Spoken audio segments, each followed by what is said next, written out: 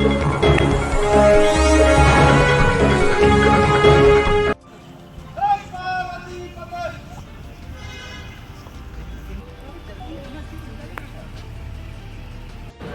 रूप से वर्तमान पीढ़ी के लिए और आने वाली पीढ़ियों के लिए एक मार्गदर्शन का काम करेगा। और भगवान राम, जैसा कि वाल्मीकि रामायण कह रहा है कि साक्षात धर्म है, तो कोई भी समाज जब धर्म विमुख होने लगे, धार्मिक उसका क्षरण होने लगे, तो उसके लिए औषधि के रूप में भगवान राम का ही चरित्र कारगर हो सकता है।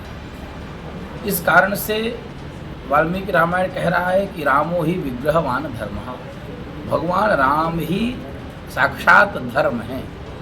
इसलिए भगवान राम के जीवन को सुनकर, देखकर, पढ़कर, गाकर, अनुकरण करके, अनुसरण करके ही व्यक्ति अपने जीवन का सर्वांगीण विकास कर सकता है, उन्नयन कर सकता है। अपने व्यक्तिगत जीवन से लेकर परिवार जीवन, समाज जीवन, राष्ट्र जीवन को कुछ दे सकता है। इस कारण से इस अंतर्राष्ट्रीय रामायण महासम्मेलन के माध्यम से जितनी भी चर्चाएं भगवान राम को केंद्र में रखकर हुई होंगी, वह निश्चित रूप से सब के लिए अनुकरणीय व अनुसरणीय है और एक धर्म के लिए एक मील का पत्थर सा।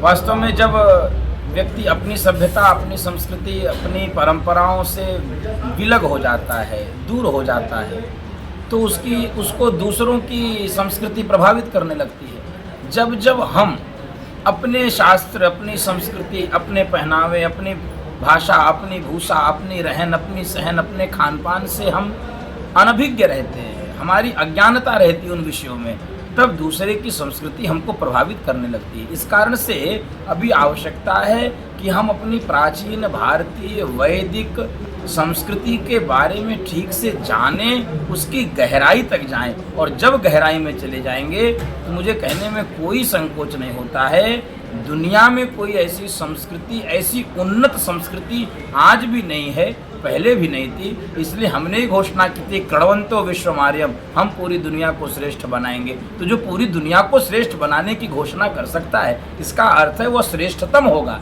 फिर भी हम यदि दूसरी संस्कृतियों का अंधानुकरण करें, यद्यपि कहीं से कुछ अच्छा लेने में हमारी कोई गुरेज नहीं रहती है, हमारा तो वेद का मंत्र कहता है आनो भद्राः कर्तव्यो यन्तु विश्वतः, हम सब जगह से अच्छा ले सकते हैं, लेकिन अपनी बातों को छोड़कर केवल दूसरों का अंधानुकरण करना यह निश्चित रूप से भविष्य के लिए ठीक नहीं है।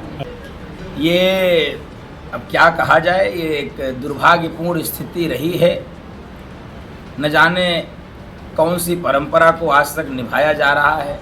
बहुसंख्यक समाज की आस्था के साथ, भावना के साथ एक वोट बैंक को खुश करने के लिए लगातार कुठाराघात, तुषारापात पीछे 70-75 वर्षों से होता रहा है। निश्चित रूप से वर्तमान में कुछ परिवर्तन दिख रहा है और यह परिवर्तन निश्चित रूप से शुभकारी होगा, लाभकारी होगा समाज के लिए।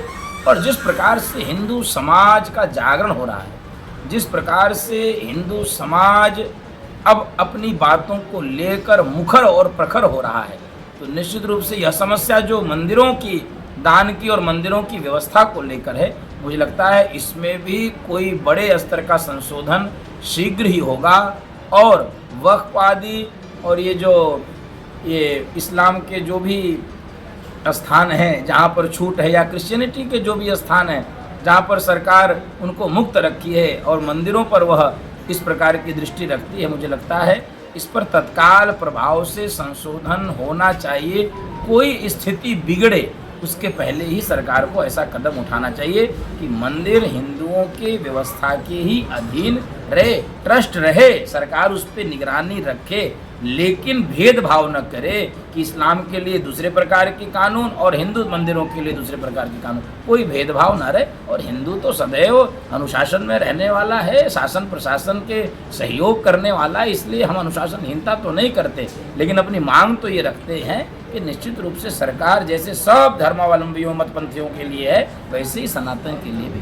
थोड़ा सा अलग है, यह हिंदू राष्ट्र है, और जो हिंदू राष्ट्र है उसको बार बार बनाने से लगता है कि हिंदू राष्ट्र ये नहीं है, लगता है ये मुस्लिम राष्ट्र है, या लगता है ये कोई मिला जुला राष्ट्र है। यह वस्तुतः हिंदू राष्ट्र ही है, इसका नाम ही है हिंदुस्तान, इसका नाम ही हिंदुस्तान है।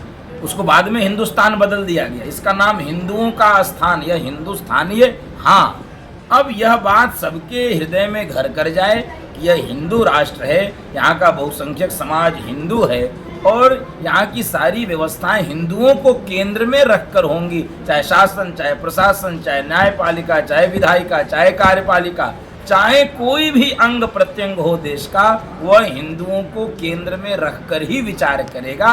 यही हिंदू राष्ट्र की वास्तविक परिणति है। हिंदुओं की आस्था के साथ कोई खिलवाड़ न करे, जो भी आवे वो हिंदुओं के मान सम्मान, हम सबके लिए स्वतंत्र, सबको खोल के रखें, सबका स्वागत है, लेकिन हमारा मान मर्दन हो और हम सब सहते रहें, ये नहीं होगा। अभी तक सहते रहें, इसलिए लगता है कि हिंदू राष्ट्र बनाने की आवश्यकता है। वस्तुतः यह हिंदू राष्ट्र है, इसको अब स्थापित करने की आवश्यकता है, इसके पुनर्स्थापना की आवश्यकता है। धन्यवाद।